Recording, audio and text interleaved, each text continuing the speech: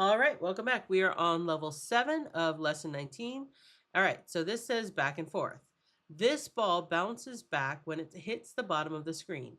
Can you make it bounce back when it hits the top of the screen? So let's see what happens. All right. Bang. Okay, and oh, now it's off the screen.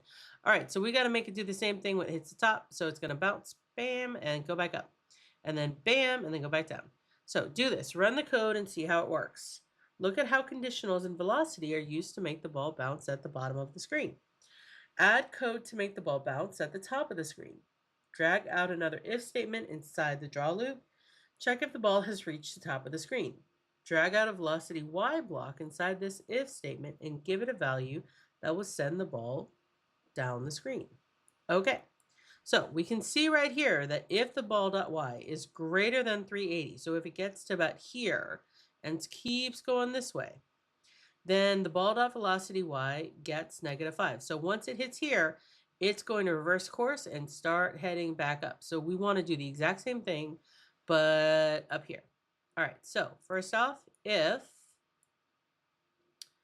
all right, and okay, I tend to just write the code in, but I will use the blocks. It's been a hot minute since I've made a video.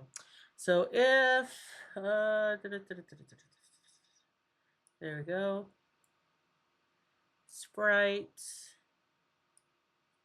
all right, and that would be ball y is less than, we'll say 20. And the reason why I'm saying 20 is this says 380. So if I know the grid is 400, 380 would be 20 pixels away from the bottom.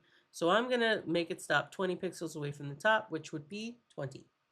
All right, so if all of that happens, then